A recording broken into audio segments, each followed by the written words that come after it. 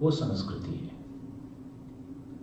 So when you are hungry, but at the same time you are considering the need of others and distributing, that's called culture. So the culture means the development of human mind, and that ultimate thing is unity.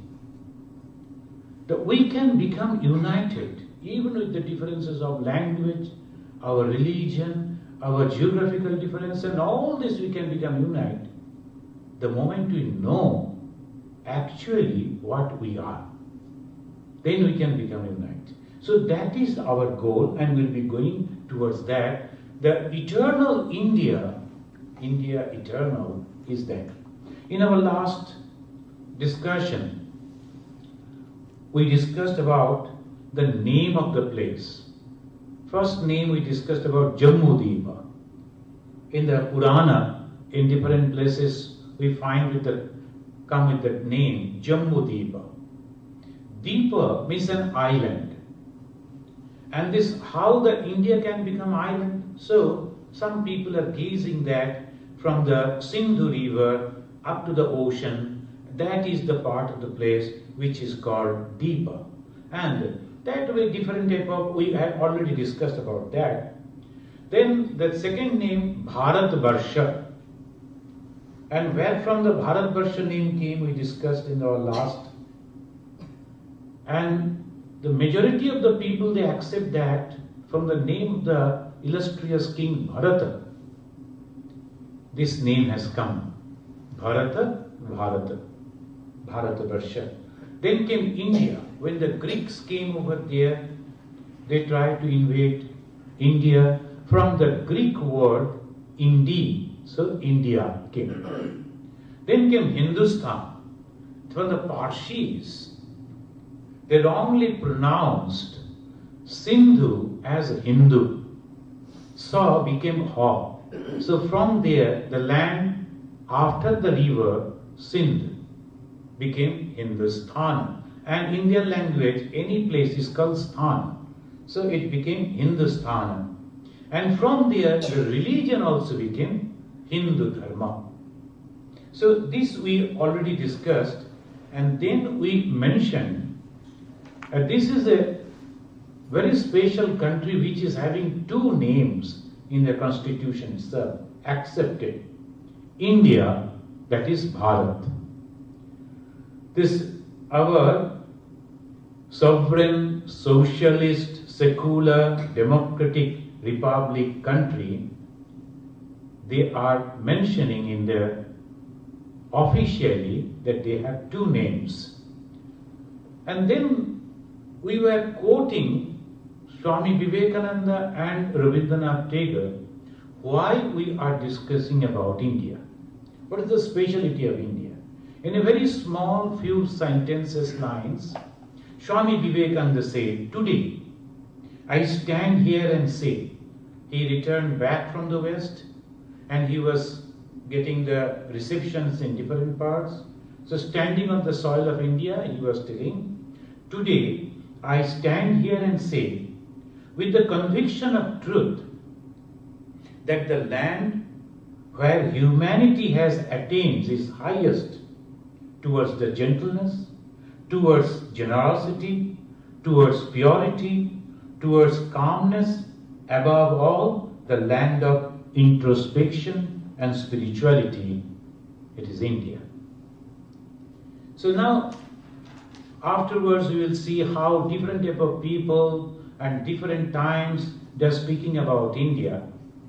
But when someone, today's India, if they go, it's very difficult to find these qualities. Why?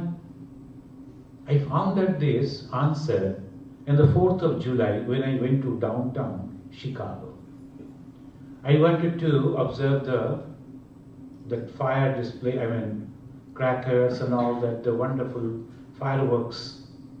From distance I could see, but we were late. I was late. I had an appointment with Mata Amritanandamai, so I couldn't come out 7:30 from that ashram. It is very far. From there to reach over there, it took almost 9 o'clock we reached over, and 9:30 is the program. So hundreds and thousands of people. But enjoyed that. So many varieties of Americans, they are all going over there, and different type of behavior. Majority people, they are whispering among themselves, enjoying, but not shouting. And some people, they are shouting, cheering, without caring about others. So this type of they are doing. And here only I heard the honkings. All the people, particularly the cars, standing over there, because who will listen to whom? Here the America is so disciplined, all the time they will be following the rules. But that day, because the Swadhinta is a free, so nobody was caring about the laws and crossing the road and running here, there. So it was difficult for the vehicle and the drivers, so they were honking. So what happens? When you are in large number, it is very difficult to maintain the law. And that has happened in our country, present day. Whether India is having so much of population now, and it is not, there are many people, they are discussing about this, is the population is the gift of our good neighbors. So, it is not any politics, but the thing is society is like this. So the original Indian culture is getting disturbed because of so much of population. The calmness, the gentleness, the generosity, all these qualities that Swami Vivekananda said, it is there, it was there, and it will be there. Only thing, we have to control the social influx, that is the people that come in. Now history also proves that each and every word of Swami Vivekananda are true. There are other civilizations, but still the civilization, it glowed and then attracted the businessmen. Because of the tremendous the progress India made in materialistic, intellectual and spiritual levels, it attracted the businessmen, students and religious seekers. All these three types of people, they came to India. And when they came over here, it is difficult to decide when and where the word human came into existence. There's a lot of different type of ideas are there. The first human, they came in one place, and then afterwards from there they spread it. Some people are telling about the Africa is the mother of all humanity. Some are telling Mediterranean, the present day, the Mediterranean Sea, it was not there. So people used to live in that. It was a lowland, a sort of a lake was there in the Mediterranean, and people used to live over there. Jawaharlal Nehru is mentioning about it.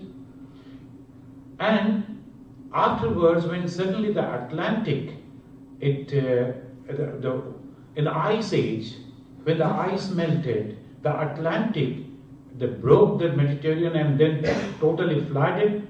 Majority of the people died. Some people they scattered, and that way they scattered in different places. That is different type of idea. And how this world was created? Now the science they say in a different way, and religion also in a different way. In Hinduism we believe this is the creation. It comes from God. Ekaham bahushyama vehi. Eka aham. I am alone. Eka. One alone. Bahushyama vehi. I will be many. That thought came in the mind of one whom we cannot explain. But to understand, created. You are not the projection. You are God yourself. Amritasya putraha.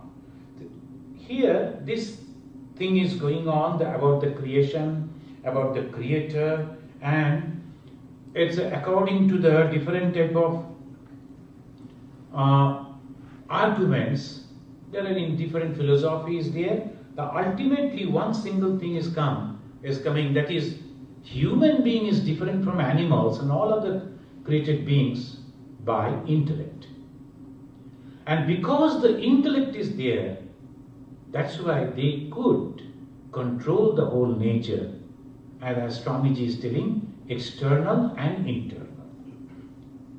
And this we call as education. What is education? The power of human being is nothing but education. And what is that education? Today only, one lady was telling me, she has got some picture that some of the ducks, they were kept, when the moment they were born, they were kept in a cage, never allowed to go to water, they have not seen the water, they grew up over there, then now when they are fully grown up, they took to the pond, to the water, and they are afraid of water. Now they are throwing them in the water, and after some time they realize this is good, it's fun. So they started swimming in the water. That means what? Some impressions. And that impressions in human being is very strong, and we carry life after life. Now these ducks, even after so many years of away from the water, unknown, the moment they came in contact with the water, within a few moments, maybe an hour, they started liking the water. But will the puppy will do? Dog will do? Never. If you, from the beginning of his life, if you are when the moment he is born, you keep in the water, show him the water, grew in the water, but he will never like water. Why? Because the impression. It is not, it is there. So human being, why we are coming to temples? Why we are creating churches? Why we are going to the holy places? Why we feel good with the persons who are doing good? Because it is inherent, it is within us. So Amritasya Putraha, that is correct. The image of God, that is correct. And it proves like this. So that is the reason we cannot complete our what's called the travel unless and until we reach over there. And what is that? That is Godhood. That is the goal. How we can do through education. And what is education? To me, I have given a definition of education. Education is the combination of 5 actions.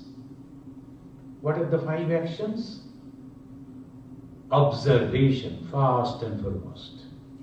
The primitive person, if you can remember, and Jawaharlal Nehru also writing to his daughter Indira, the primitive people, they were this like this, hello, you know. And the primitive man, when he is observing the nature, he is afraid but curious.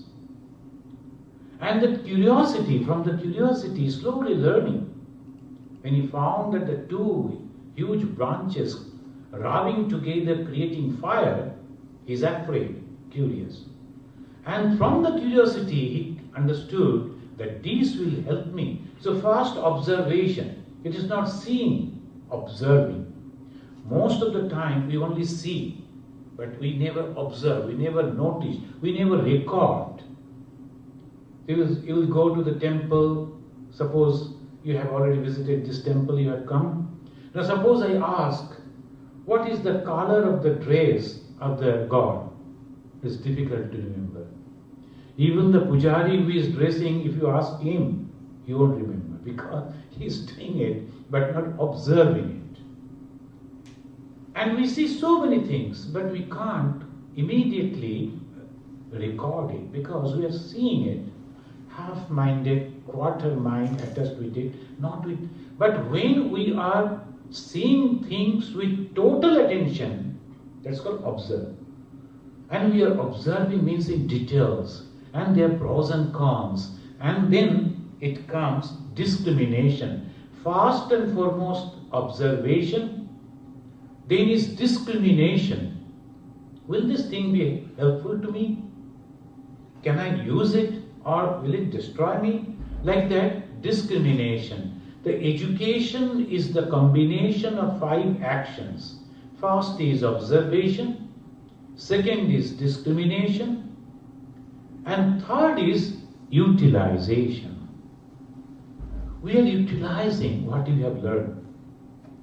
That is very unique. This utilization, after the utilization of the knowledge, we do not throw it away, we do not forget, we keep it for the next generation. So preservation. And finally, transmission. The total 5, it's called education. So education is the combination of 5 actions: observation, discrimination, utilization, preservation, and then transmission. And that is the uniqueness of human society, which is absent in all other beings. They observe, and accordingly they discriminate also, and accordingly they react also. But the last 2 things they never do. That is, they never preserve and transmit. To some extent we can say they preserve and transmit. How? The preservation and transmission, you will see the small puppy coming to you and it's afraid. From distance it will look at you. Then when you are showing some food or something, slowly it will come to you. Sneak. And then it will accept. So observation, little bit of discrimination, then utilization, but preservation is absent. And transmission almost. But in the case of the birds we see, they are giving the training to their kids, how to fly, how to go and catch the food, etc. But very little. But a human being, this is excellent. Newton, he has discovered something, it is preserved in the library. And so many people are working over that. Over that, another. So step by step, the progress after progress. And we never discard the first one. Oh, that was a useless thing. No, we never discard, because we know from that only we are coming up. So this way, the human being utilizing, and then ultimately human being came into a place where it is called the education bifurcated in 2 different branches. One is Aparavidya, another is Paravidya. Aparavidya means science. Why? Because this is limited. It is constantly changing. And that is the reason. One after another, they are inventing. But next scientist is coming and discarding the knowledge. No, this is not. More. But the knowledge which once discovered, never changing, that is called Paravidya. This Paravidya is the spiritual knowledge. And God is one, and it has no 2. This is the knowledge that was discovered long back, and it is continuing. There is no changes. This is called Paravidya. So Paravidya and Aparavidya, these are the 2. And very uniquely, we find that in our Indian peninsula, in Indian soil, these 2 they developed. Paravidya and Aparavidya. And we find in the history, slowly the human developing from the old Stone Age, Paleolithic age, as they call it. So Paleolithic age, first human, they don't know how to use the clothing, they can't cook their food, but still, these people are there. I brought some mirrors to that original Andaman tribe. And when the ladies, they found the mirror and they saw their own image, they were so happy. And they, to express their happiness, they are very peculiar. The moment they are happy, they kept, I gave them one after another plastic and then mirror, so that they can save it properly. And they kept it on there, and they started dancing around me, showing their joy. And the dance is just like the Africans, they dance, we see in the movies, just like that. they were dancing surrounding me. They are so happy. Again and again they are seeing their own face and they are laughing. It's the new thing for them. They never could see their own image. And I noticed that they have decorated them.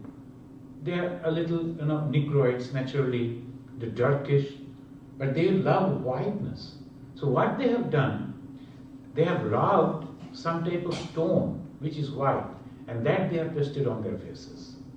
So the beauty that was there long back in India also, Megasthenes noticed it.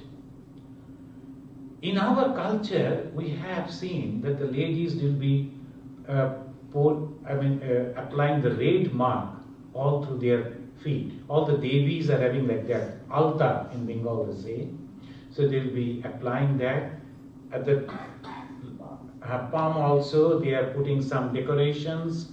So this was there. Even their hair, they used to make it smelly, very good fragrance by burning something. It is all description is there in the Kalidasa. Here he noticed it. Further, they respect alike virtue and truth. This is very important. At the time when the Megasthenes is coming, much long before, they developed the civilization. And Professor Smith, who first wrote Indian history, by mistake he began, Indian history begins with the invasion of Alexander. That was a wrong sentence. Why?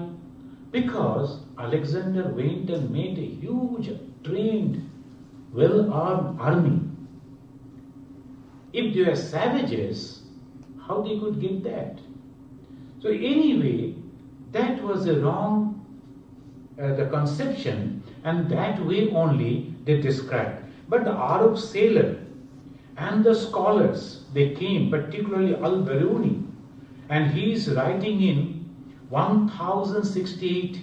He is writing the Indians among all nations through many centuries and since antiquity have been the source of wisdom, fairness, moderation.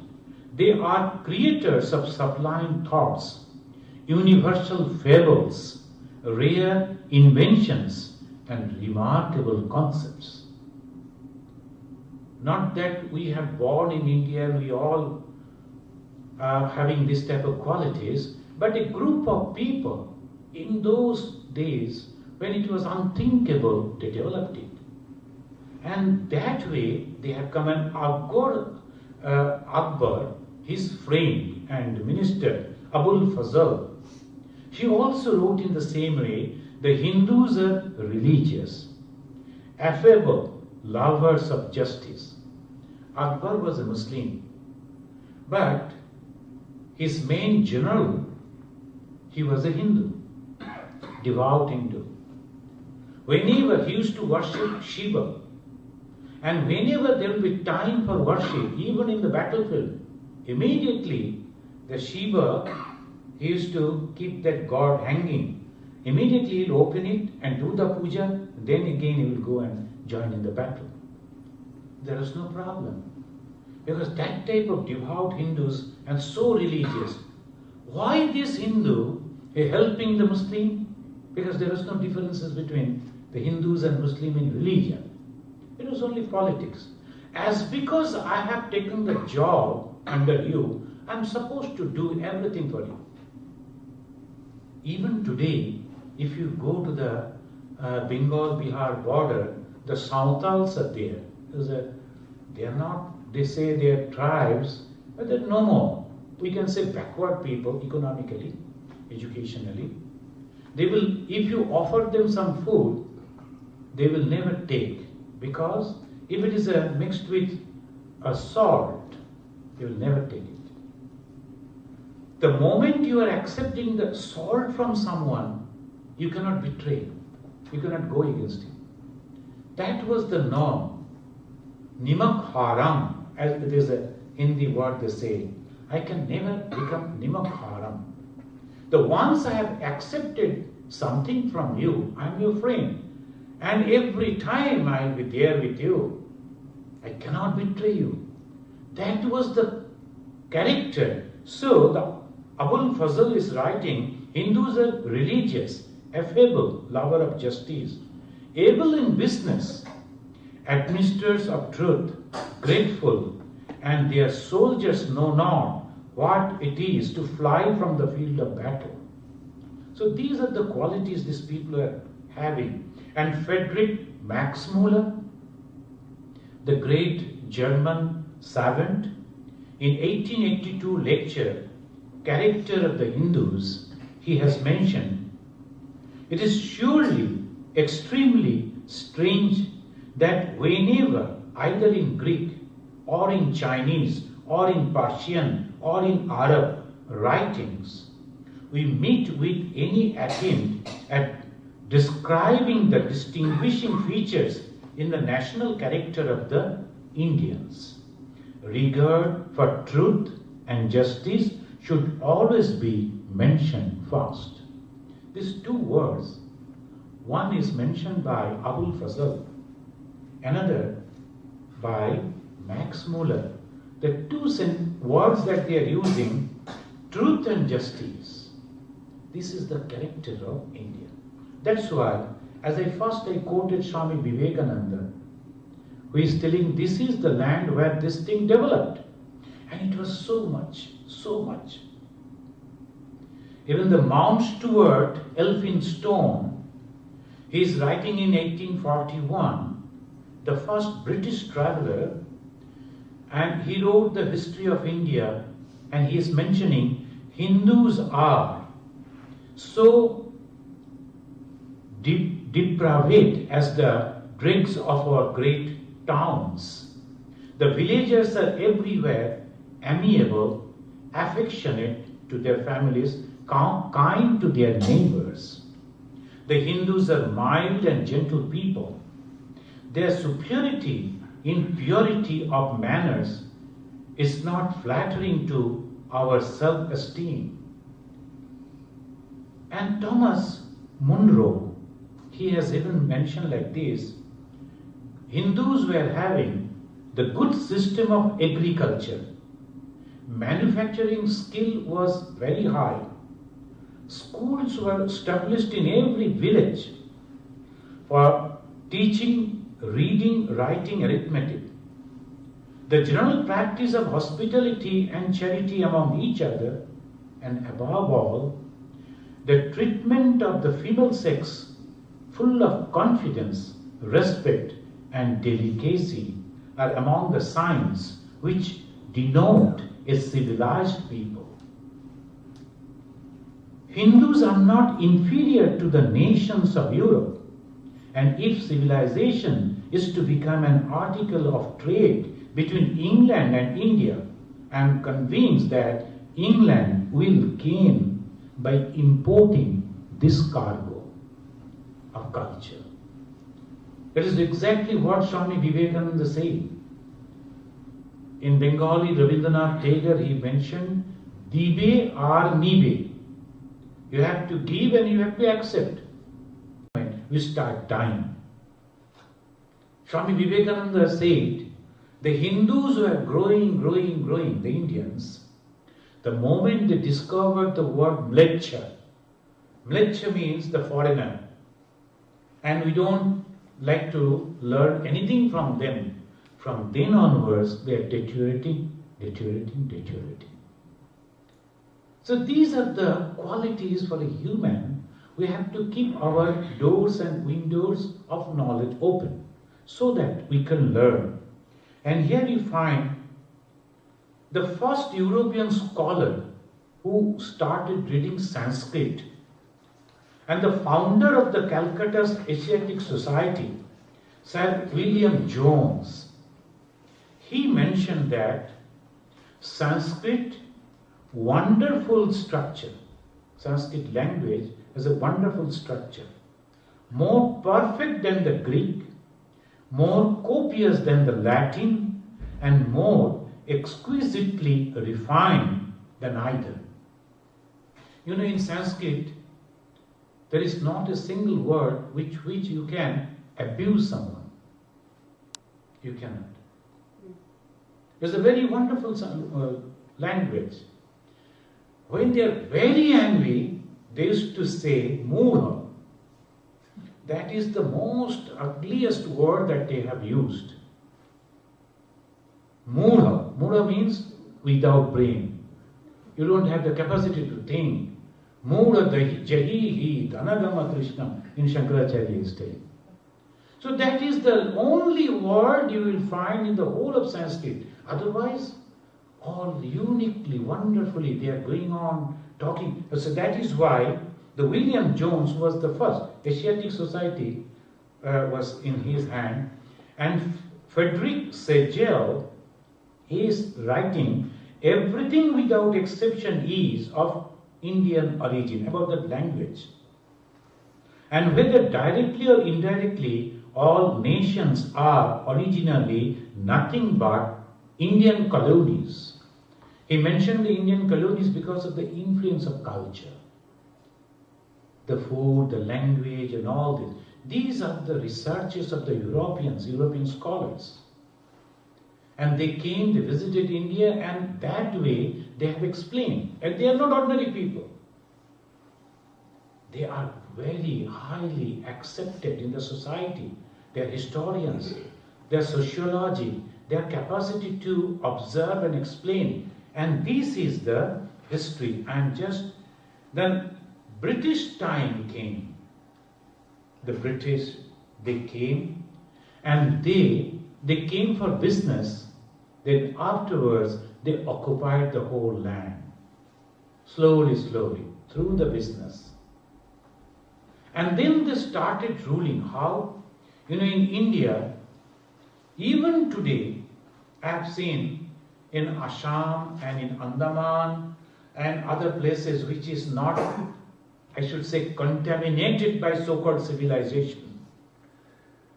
Then if you go to any person unknown and knock their door and say, "I'm hungry," the first thing they will do, "Please come."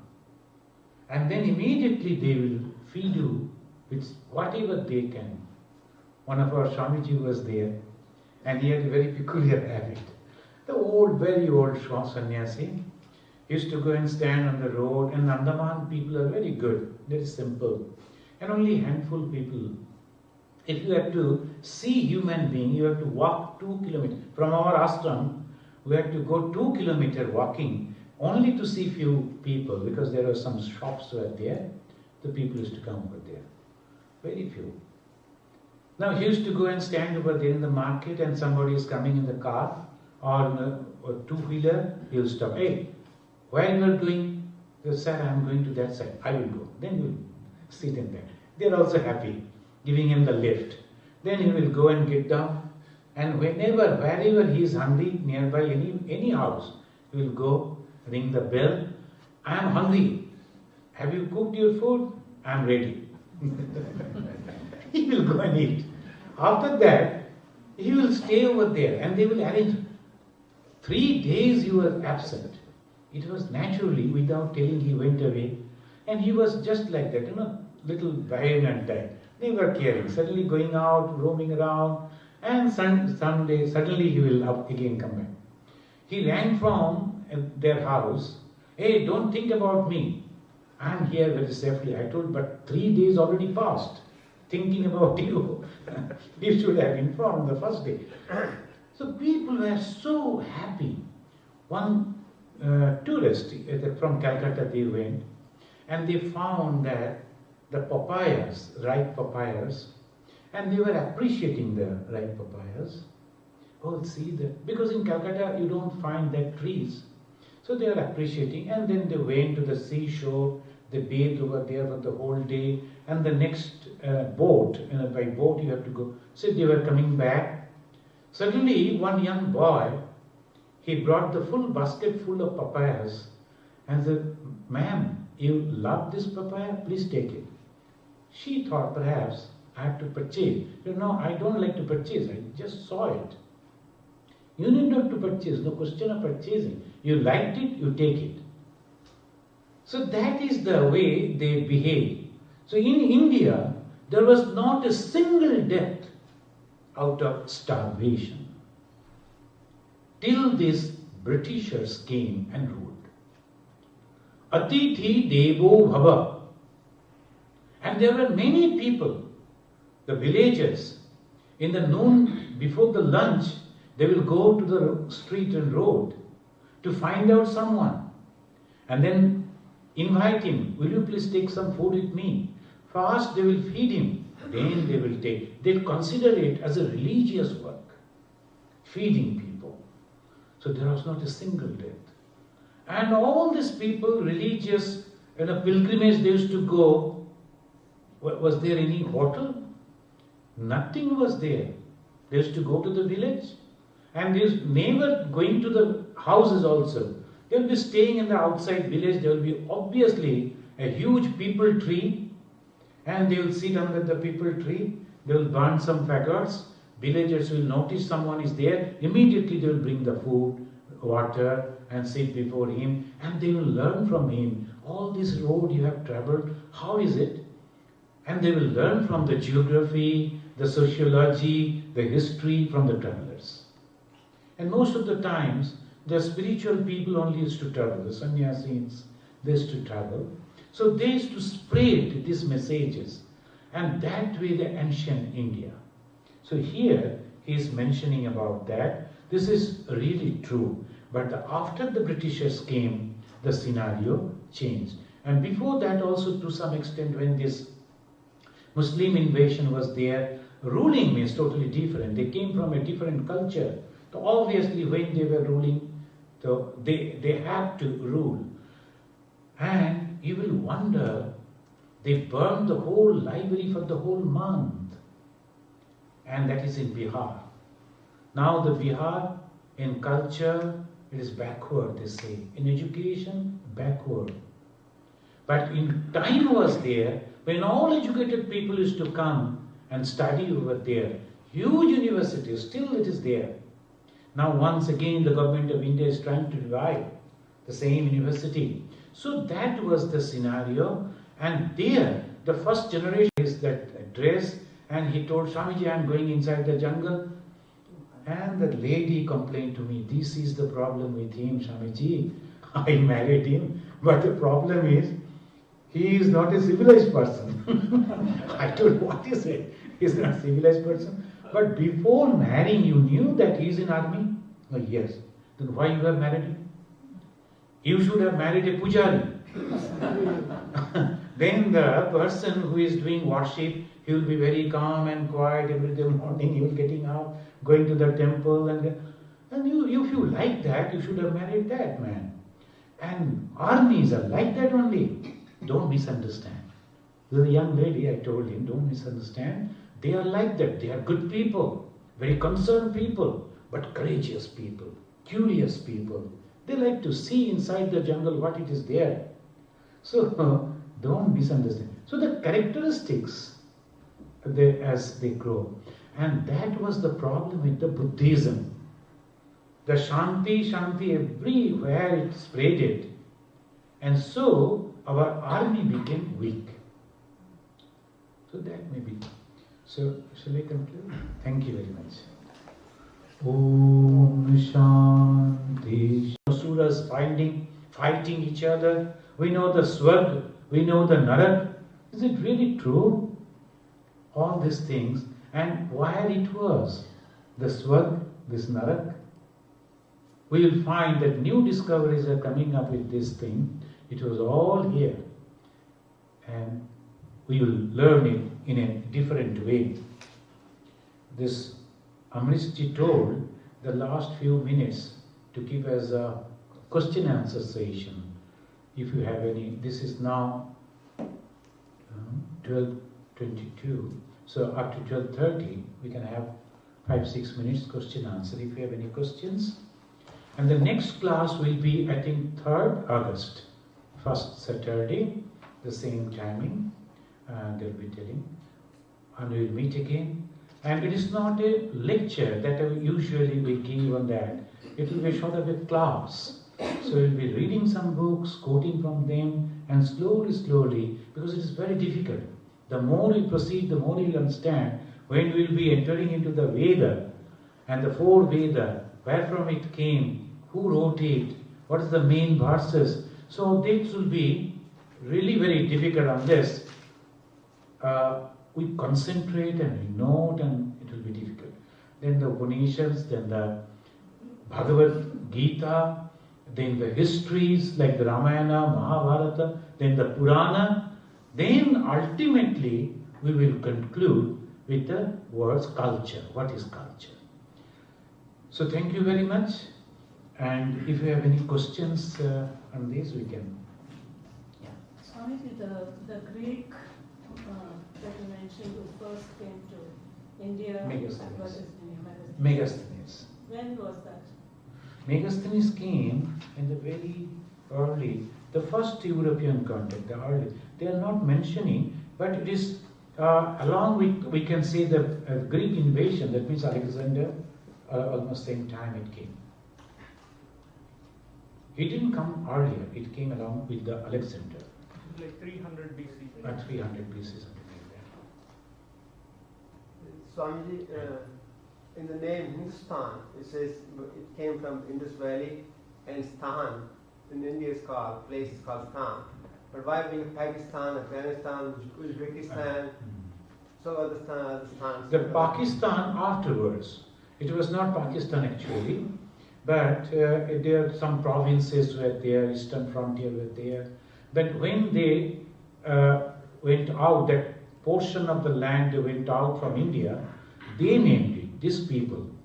Pak means Pavitra, Pak means pure, Stan means place. It's a holy place. So Pakistan is supposed to be a holy place. Pak is Stan. So that they gave. But Afghanistan, that also afterwards, because of this same language, it was not Afghanistan. Gandhar. Yeah, correct. It was, the Gandhari came from there only. So it was not Afghanistan, it was Gandhar. So that lady Gandhari, she came from there, very strong personality. So the Sthana afterwards came from the Parsi words. And Parsis became very famous because of their cultural development and economical development. Parsis. Yeah. Swamiji, are all languages of India, did they all develop from Sanskrit, or are there original languages before there was Sanskrit? No. Or they?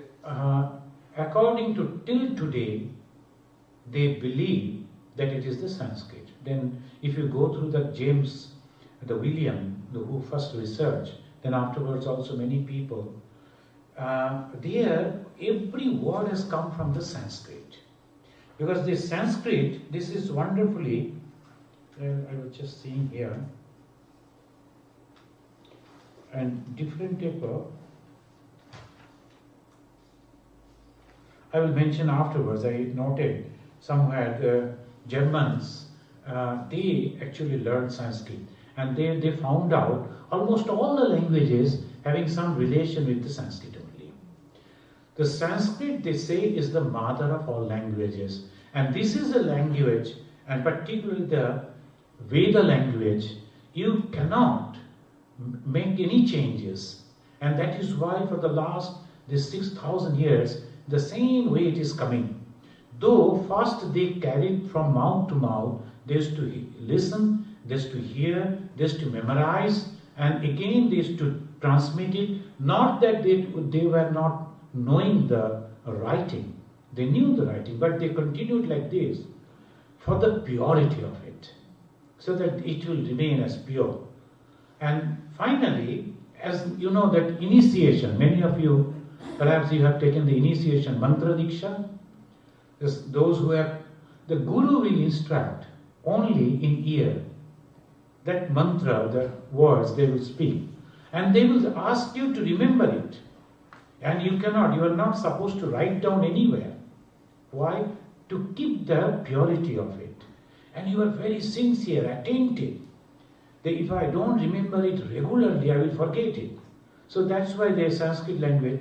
And of course, as you asked that question, Sanskrit is the mother of almost all the languages, including many of the European languages.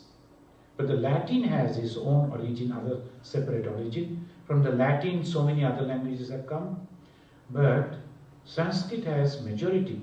All the languages of India are from the Sanskrit, except the Tamil. They say the Tamil language, they don't have any linkage with the Sanskrit. A few words are there, but otherwise not. But Malayalam, you will find that almost 50% Sanskrit word. When they are pronouncing, it is different. But if you hear the news reader in the television, you can understand Malayalam also. Because majority of the portion in Hindi, in Punjabi, in all other languages, in Bengali, Assamese, all the languages are Sanskrit mostly.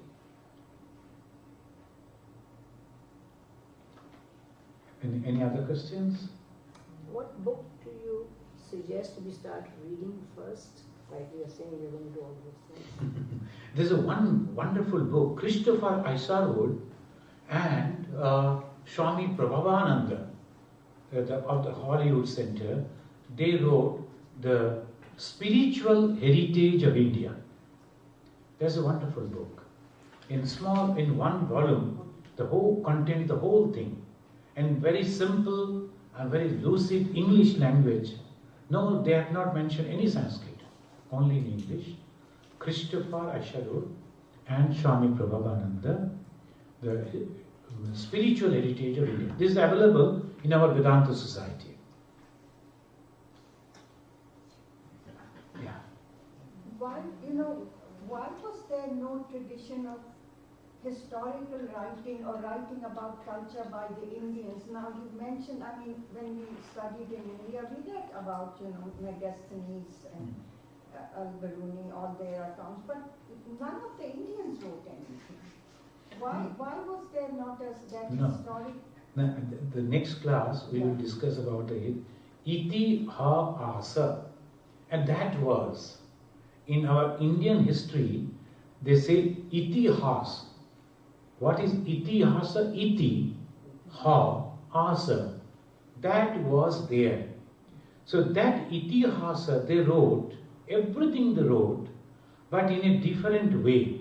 And that is called our Mahabharata and Ramayana. It's not epic. It's the history, the old history of India. You will find references, wonderful references of all these things. And very peculiarly, you will see, when we meet a person, we always gaze his character, the Indian traditionally. But we never observe the dress or the physical feature of the person. You will see, majority of our Indians, when writing the